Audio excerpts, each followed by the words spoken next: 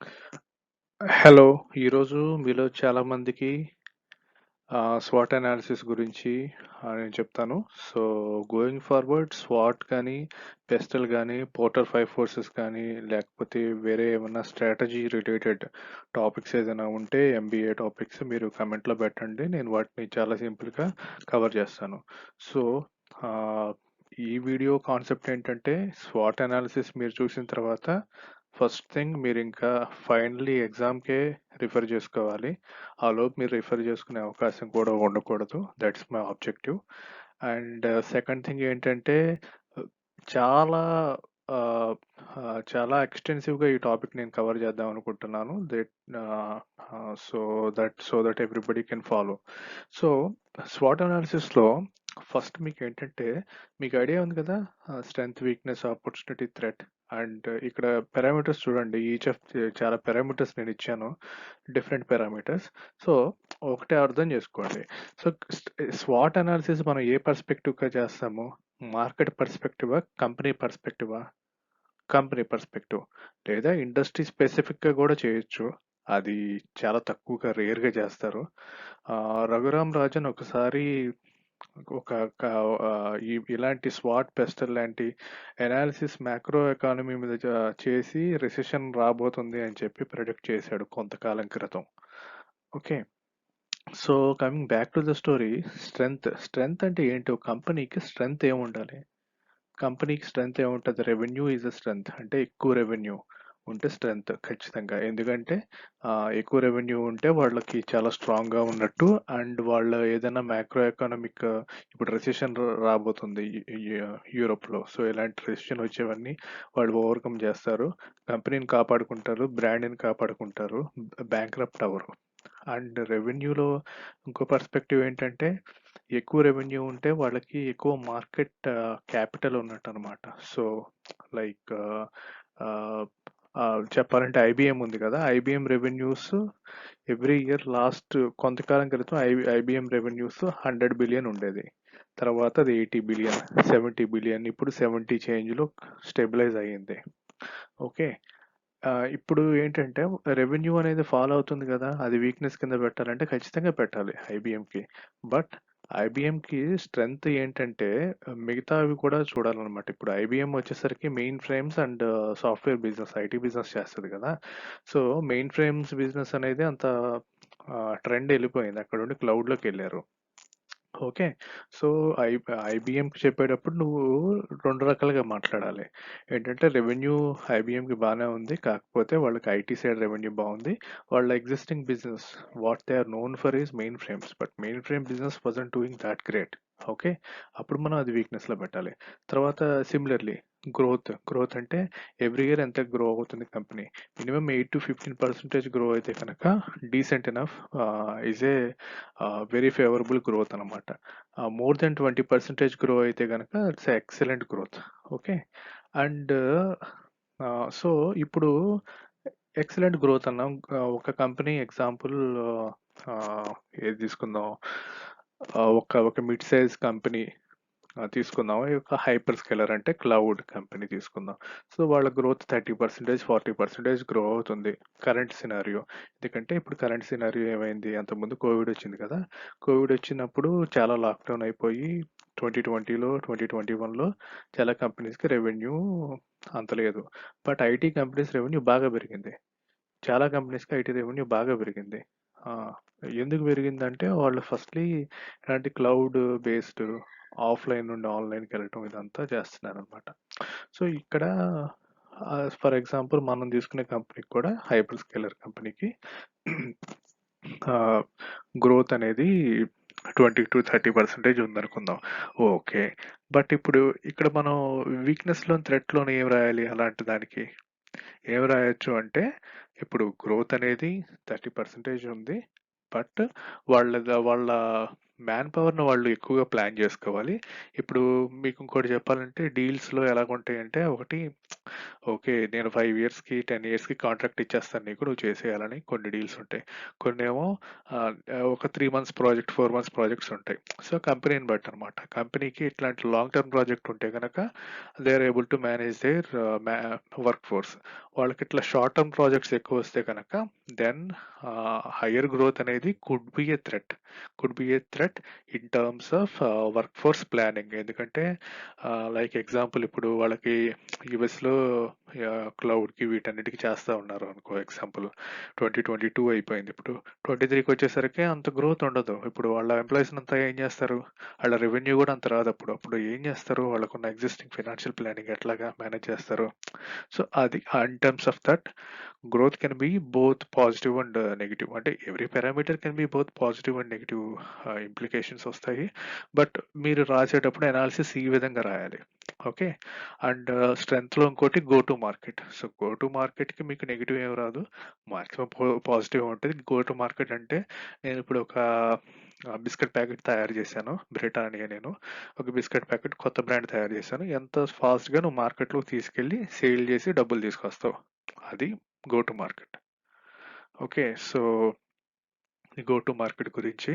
తర్వాత innovation R and D. Innovation R and D is again a strength అనమాట. ఎందుకంటే ఎంత ఫాస్ట్‌గా ఇన్నోవేట్ చేస్తారు. ఇన్నోవేషన్ అంటే ఇప్పుడు టైర్ మ్యానుఫ్యాక్చరింగ్ కంపెనీ ఉందనుకో, టైర్ మ్యానుఫ్యాక్చరింగ్ కంపెనీ కూడా వాళ్ళు ఆర్&డి ఇన్నోవేషన్ చేస్తా ఉంటారు.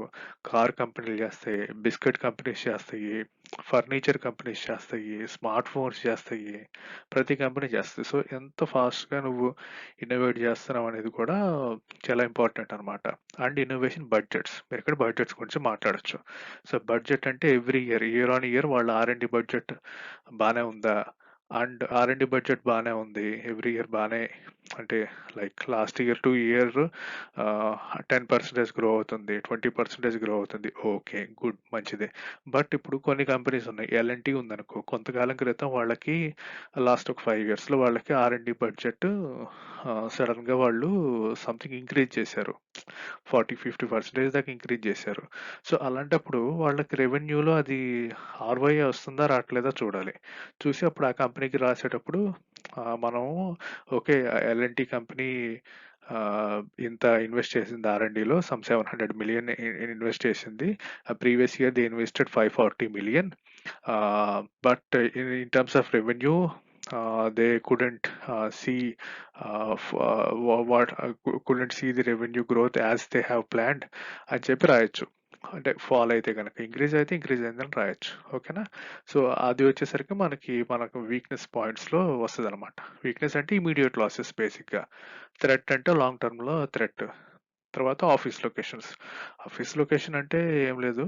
సో, మీకు బ్రిటానియా బిస్కెట్ కంపెనీ ఉందనుకో. సో, బ్రిటానియా బిస్కెట్‌కి వాళ్ళకి సేల్స్ ఆఫీసెస్ ఉంటాయి కదా! సేల్స్ ఆఫీసెస్ అన్ని లొకేషన్‌లో ఉన్నాయా లేదా? లేకపోతే వేర్ హౌసెస్ ఉంటే వేర్ హౌసెస్ ఉన్నాయా లేదా? ఐటీ కంపెనీస్ అనుకో, ఐటీ కంపెనీస్‌కి డెలివరీ లొకేషన్స్ అంటారు. సో, ఈ డెలివరీ లొకేషన్స్ ఎక్కడెక్కడ ఉన్నాయి?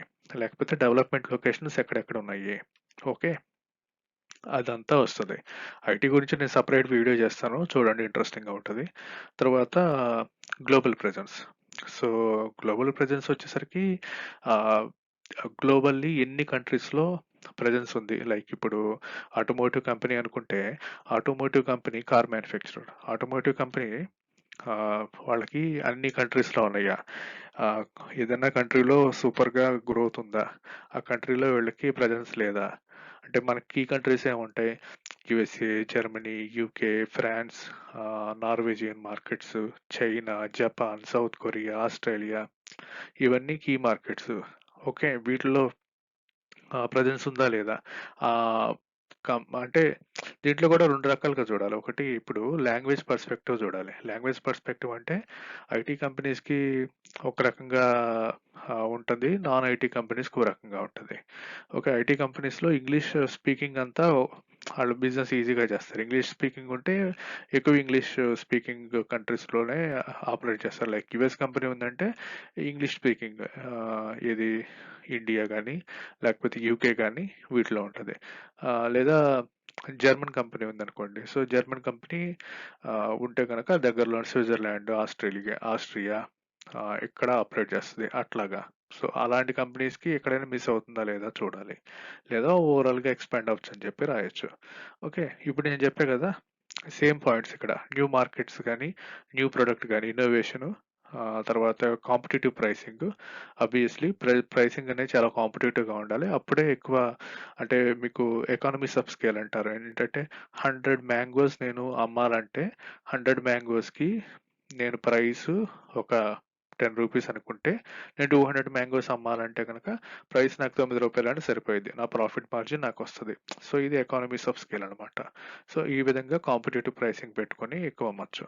తర్వాత వీక్నెస్ చెప్పే కదా, డిసిలరేటింగ్ రెవెన్యూ పడిపోవడం కానీ, లేకపోతే రెగ్యులేటరీ ఛాలెంజెస్. మనకి సెబీ ఇవన్నీ ఉన్నాయి కదా, స్టాక్ మార్కెట్లో ఎప్పుడు చూస్తూ ఉంటాం రెగ్యులేటరీ ఛాలెంజెస్. అన్ఫేర్ ప్రైసింగ్ అంటే నీకు 10 రూపాయల వస్తువుని 100 రూపాయలు చేసేస్తే అది అన్ఫేర్ ప్రైసింగ్. ఇమీడియట్ గా మార్కెట్ లో డబ్బులు వస్తాయి, బట్ లాంగ్ టర్మ్ వాళ్ళ బ్రాండ్ బాగా ఎఫెక్ట్ అవుతుంది. ఓకే, తర్వాత long term customers, losing long term customers అంటే ఐటీలో ఎక్కువ జరుగుతుంది. లాంగ్ టర్మ్ కస్టమర్స్ ఎవరైనా ఉంటే వాళ్ళు కనుక డీల్ క్లోజ్ చేసుకుని, చెప్పే కదా ఇందాక లాంగ్ టర్మ్ డీల్ అని 5 to 10 years, అలాంటి డీల్ క్లోజ్ చేసుకుని వెళ్ళిపోతే అది కొద్దిగా వీక్నెస్ కింద పడుతుంది. బేసిక్గా ఈ ఇన్ఫర్మేషన్ అంతా మనకు పబ్లిక్ డొమైన్స్ లో పడుతుంది.